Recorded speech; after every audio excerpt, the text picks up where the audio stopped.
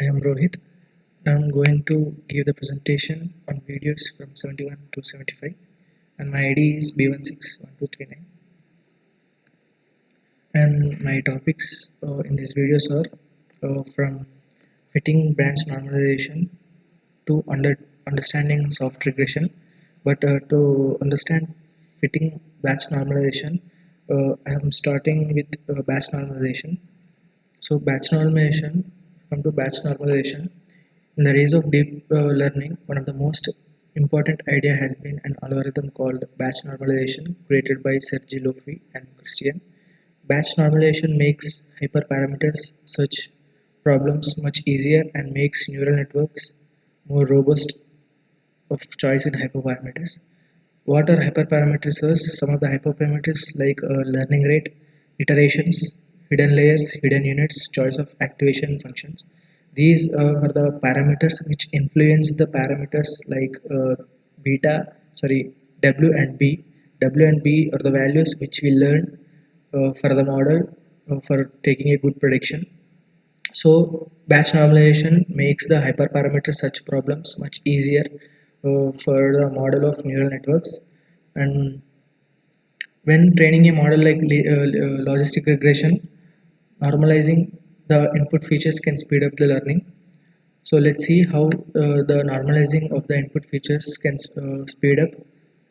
So let's take these feature values x1, x2, x3. These are the feature values of the feature of the input vector x, which is a column vector with m cross 1. So for simplicity, we are taking x1, x2, x3. So we get x1, x2, x3 with one node, one hidden node. We'll directly get the y output. So this is rendered by w and b directly. So for normalization, we find mu, that is mean, and the variance by computing these mean and variance, mu and sigma square. We divide sigma square with the input vector, so we get the normalizing vector, normalizing inputs. So we can do this for the input, but in order to do the normalizing for the hidden layer, deep hidden layer units, so we go with the batch normalization. So we apply this batch normalization to normalize the mean and variance of the hidden units. Hidden units are nothing but these nodes or circles or the units. This whole this whole is called a hidden layer, and the circles in it or the nodes in it is the hidden units. So we apply this normalization to normalize the mean and variance of the hidden units. The standard as the mean and variance are controlled by the two explicit parameters. We'll come to this point in the following slides. So implementation of the batch normalization. Implementing the batch normalization, given some intermediate values in the neural network of a hidden values. Let's take this z1, z2, z1, z2, z3 up to zm are the values of a hidden layer, taken layer. Here z is this notation represent that z is a vector, column vector, which l represents the node, which l represents the layer, and I represents the example. So for computing the normalization, same we do as it is as before. So we'll compute the mean of this vector z and sigma square, that is variance. After doing that, we normalize the zi. So for normalizing, we minus zi minus mu by sigma square by under root of sigma square plus eta. Here eta is the value we are added for the standard computation. Why? Because when when we are doing the computation, if we get sigma square equals to 0, we may not do the computation. So in order for standard computation, we took eta. So when we are doing the normalization, the mean and the variance will be 0 and 1 respectively. So we don't want our hidden values or hidden units to be always 0. So we took the another function that is zeta that is z tilde I equals to beta, and this is gamma zi norm plus beta, where zi normalization will get from here, and zeta and so beta and gamma are the learning parameters of the model. These are the learning parameters of the model which makes the z give the values. Here if we take beta and gamma has z square plus beta, z square plus eta, beta equals to mu, we will end up with z tilde I equals to zi. So how we will get this is, if we substitute z normal, if we substitute these values in here, we'll end up with equating these both. So after normalizing this function, we'll end up with z tilde I. So we use z tilde li instead of zli in the computation. So now this is the explanation I have done. We get the mean and variance by computing the normalization of the values of z. We get the mean and variance of variance, that is 0 and 0. We do not want the 0 and 1 always for the zeta. That's what I have told. Now fitting the batch normalization into the neural networks. We call normalization as norm. Fitting batch normalization in the neural network. We have done this for only one layer of the neural network. Now we are doing the batch normalization to the whole neural network. So how we do the neural this normalization to the whole neural network is, let's take a small example by taking this shallow neural network or a neural network with three hidden layers. Three hidden layers is nothing but these are the three hidden layers. So in order to compute this, now what we take is, now taking the input features and fitting the batch norms to NN is nothing but neural network. We feed the X input features to the first hidden layer and is governed by parameters W1 and B1. So we are feeding the X1, X2, X3 features to the first input layer, that is this input layer, and we are getting Z1. This computation is governed by W and beta. So after, as soon as we computed, in generally what we do is we directly compute the activation function, isn't it? So we have to compute the activation function, but we do not do here. We don't do that here. Why? Because apply the batch normalization. As we are doing batch normalization, we apply the batch normalization to Z1, which is governed by beta 1 and gamma 1, which I have told in the last slide. Beta 1 and that gamma. So after applying that, we end up with getting z1 tilde and feed that activation function to get a1. So we get z tilde. After computing that, we get z tilde, and we feed this z tilde to the activation function, that we get a of 1. This a of 1 is the output for the first layer, and sorry, this is the output for the first layer, and this a of 1 is also the input for the second layer. So as soon as we get the input, again we'll do the same computation as we done here. So we get this a1 activation function. So we'll compute and get the z1 z2, sorry, with the which are governed by w2 and beta 2, and again after doing that, with beta and gamma will end up with computing z tilde and getting activation function a2. So as this computation of batch normalization is goes on layer to layer, and finally we get y hat. So if we keenly observe that, we are getting w and b for every computation of a neural network. So these are the W and beta are our general parameters, but in extra we are getting beta and gamma. Beta and gamma are also parameters which are used to give the values mu, and that is mean and variance. So we will find these values by gradient descent, as how we find W and beta. So this is how we add the batch normalization to the neural networks. So the next topic is, why does batch norms works? Why does batch norm work is, the first reason is normalizing the input features for X. to mean zero and variance once can speed up the learning. The first reason is we'll give the input features and standardize the mean and variance to speed up the learning model. The second other reason is learning on shifting input distribution. We'll see this topic now. And learning on shifting input distribution is nothing but when we let's take when we predict when we train a model with a logistic regression or a neural networks, let's say x1 x2 x3, we train this logistic regression with the data set uh, containing black cats which train the data set. And then so when we train our model by shallow neural networks or logistic regression on a black cat detection, if we try to apply to a if we try to apply this model to a colored cat, the model might not work well.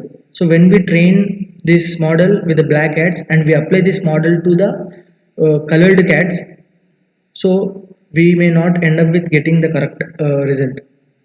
So what we have to do is we have to train the model again. So if we see here, the function of this model, trained model, and the functions of this new colored cat model are both are same, even though we have to train the model again. So what we call is this idea of data distribution change by covariance shift. We call it covariance shift. So so in the x to y mapping, x is the input features, and y is the output vector, column vector. Mapping of the x distribution changes, and also the modeled function changes. You have to retrain the total model. As I said before, if the function changes or the data set changes, we have to retrain the model. The changing in the data distribution is the problem because changing the data distribution, it means the changing the data distribution of the data set is a problem. Why? Because the values of the parameters w and b and activation values changes. So if you see here x1 x2 x3, if we change the x1 x2 x3 values for a trained model, the values here, the values x1 x2 x3 are changed. So with respect to w and b, we get a different value of activation functions in the layer 1. So if we get the different values in the layer 1, automatically we'll get the different values in layer 2. So it goes on doing like this. So when the distribution of changing in a training set, the the values are also changed in all layers. So how to end up with not getting this problem is, so what so when this problem occurs, we fit the batch normalization. This is why the second reason is when this happened, we fit the batch normalization. What batch norm does is when the Z1 and Z1 changes to Z2, it remains the mean and variance are same. So what it does is it limit the amount to what the updating the parameters in early layer can affect the distribution of the value that third layer sees. If we see this example, what batch normalization do is x1, x2, x3 are here done. So what batch normalization done is, has we have the mean and the variance are same for everyone, so every layer. The batch norm change the problems for output values changing. So it really caused the values to become the more stable, so that the layer of the neural networks has more values to stand on.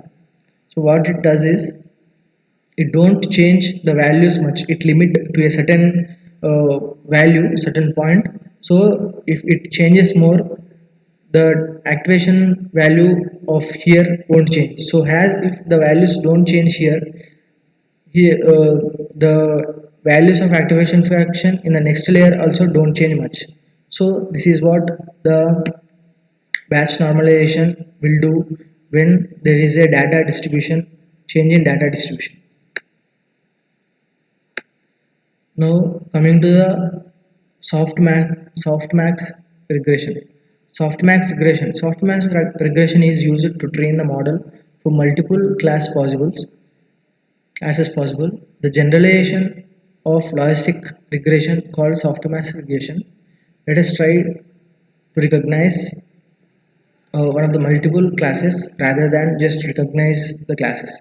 What software regression is as we have logistic regression, it deals with modeling only the binary classification. Only it gives the true or false. It predicts whether it is a cat or not.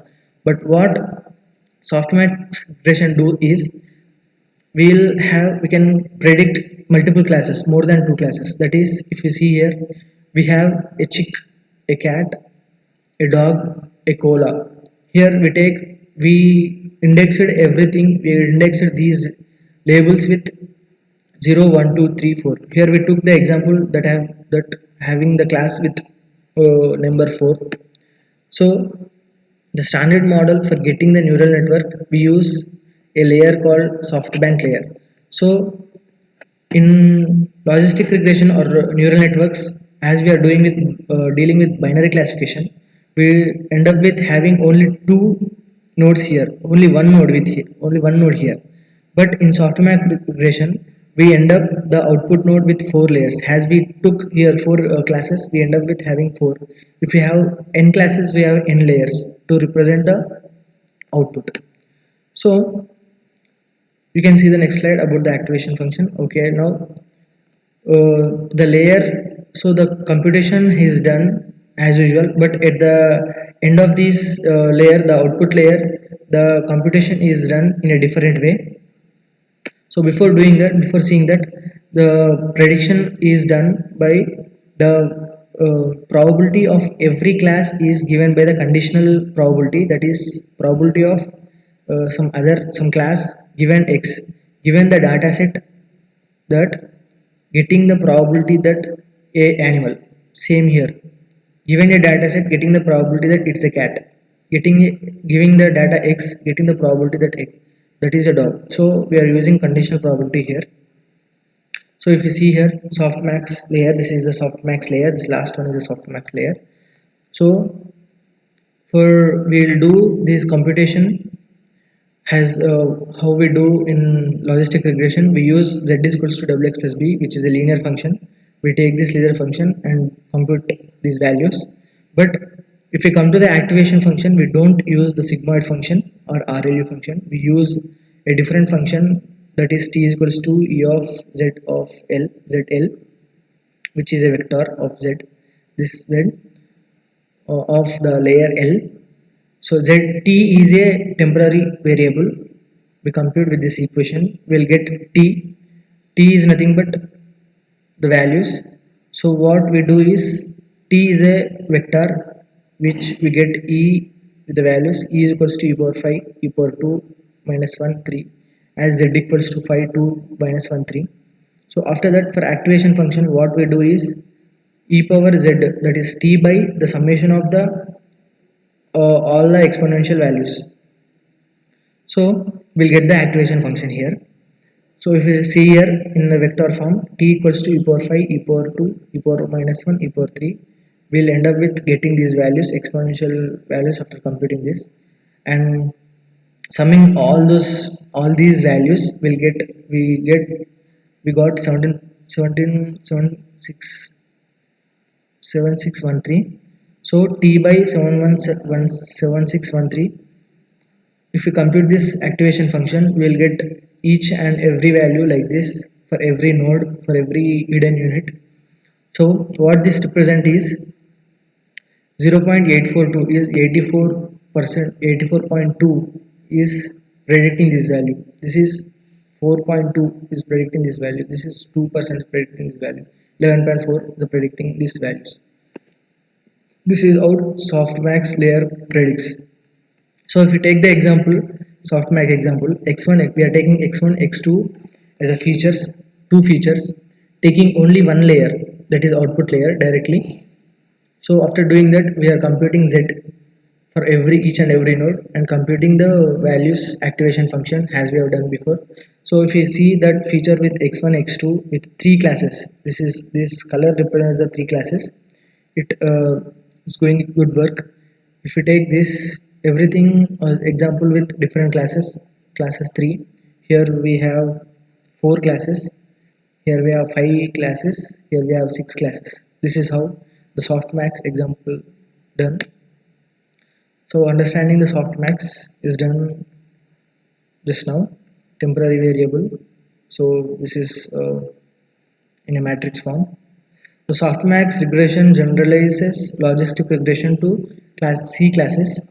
So if C equals to 2, if we take the softmax layer with C equals to 2 classes, we end up with getting the logistic regression. So isn't it? If we see this vector 0.842 and 0.158, we'll take this value, which is the highest value of the, if we want the highest value, we'll take with the highest value and we'll predict it. So this is a logistic regression. It is looking like a binary classification. So we'll, if C equals to 2, we see it as a logistic regression. So the loss function, that is error function. So we have a training set with y of 1. We have a vector, that is output vector 0 1 0 0. 1 is a cat. Here we got y2 is equals to 1, but we predicted here as 0.2 has a cat, but the highest value is 0.3, so it predicted wrong. So we have to compute the loss function by L of y hat by y hat comma y is equals to minus summation j equals to 1 to 4 yij log yj. This is the loss function we took here. So we have to reduce as possible as small as possible for the last function. Why? Because the error is very small, the model is good. So in order to get the loss function L y minus y as small, we have to get this value large. To get this value large, we have to make y2 as big. So y had to be big. If we consider y hat to big, it doesn't make sense anything. Why? Because y hat 2 should be is a probability function. So if it may be 0 or 1, we cannot get more than 1. So what we get is the big value from 0 to 1. We should get the maximum value from 0 to 1. So here we have to get a maximum value instead of here. That predicts a good model. That is how loss function happens. So if we take this y is equals to a vector, that is a row vector, y1 y2 y3 y4 is the, this is a layer 1 layer 2 layer 3. This is the vectors outputs of this input training set. This is the predicted one, y hat 1 y hat 2 y hat 3. We are getting the values here, comparing them. So this is gradient descent with softmax. Gradient descent is nothing but slope in decreasing manner. We do gradient descent in order to reduce the loss function. In order to reduce the loss function, we use gradient descent algorithm. In gradient descent algorithm, we use forward propagation, that is computing from the left x input features to getting the final output, getting computation here in the first layer and going to the second layer, going to third layer, up to so on to get y output. This is a forward propagation. And from in order to change the w and b values to decrease the loss function, we use the backward propagation.